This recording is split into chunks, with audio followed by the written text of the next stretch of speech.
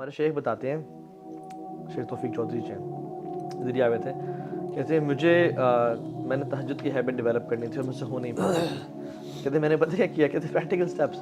کہتے ہیں I purchased very expensive and very comfortable جائے نماز. کہتے ہیں جس پہ کھڑا ہونے کا بھی مزہ آتا تھا، وہ فومی اور ہوتی. ٹھیک ہے.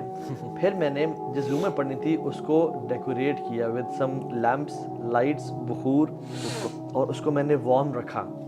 کہ اب دیکھو فار ایگزامپل سردیاں ہیں، تہجد کی نماز کے لیے اٹھنا ہے، اگر آپ کا کمرہ بہت ٹھنڈا یخ ہے، ٹھیک ہے، تو پرابلی آپ کے لیے تھوڑا سا مشکل ہو جائے.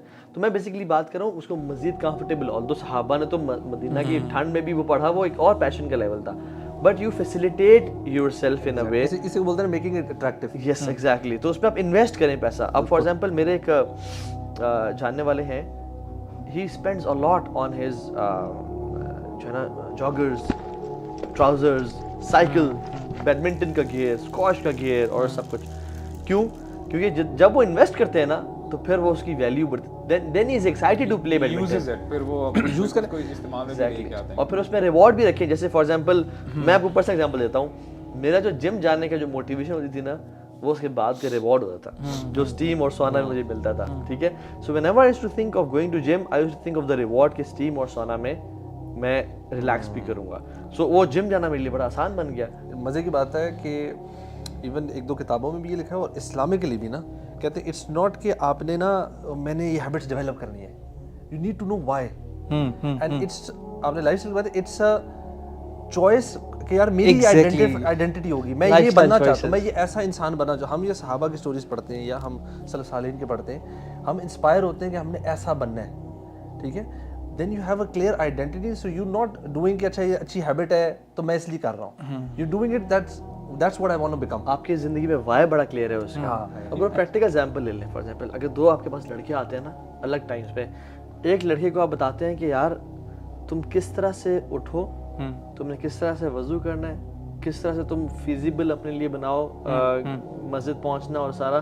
ایک یہ شخص ہے. اور ایک یہ شخص ہے اس کو میں کہہ دوں کہ آپ کو پتہ ہے فجر کی 2 سنتیں پڑھنے کا ریوارڈ کتنا ہے.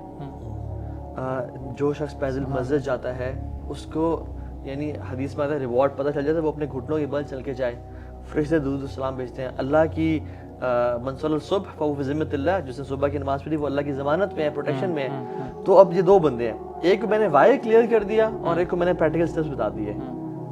آپ لکھ لیں. اور میرا اپنا پرسنل ایکسپیرینس ہے، جس کا وائی کلیئر ہے نا، جس کا ریوارڈ سسٹم کلیئر ہے کہ یار اس کی ورچو کیا ہے، وہ فوراً سے پڑھنا شروع ہو جائے گا. اسی لیے تو بار بار آپ کو جب جنت کے بارے میں بتایا جاتا ہے نا، آپ کو جنت کی جو ایٹریبیوٹس ہیں ان کے اندر کیا کیا ہے، وہی پھر جیسے آپ نے بتایا نا، ایک شخص کو بتایا جائے کہ نماز پڑھو گے تو یہ ہوگا، تم نے وضو ایسے کرنا، اور ایک کو اس کا ریوارڈ بتایا جا رہا ہے کہ تمہیں اتنا ریوارڈ ملے گا.